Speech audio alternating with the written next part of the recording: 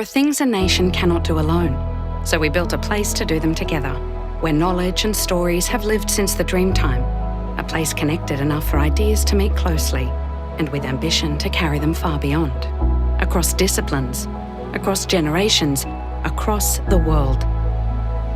Here, people come together to think deeply, to learn from each other, to test what is known and discover what is not, to have conversations that begin in the classroom and go on to shape the life of a nation.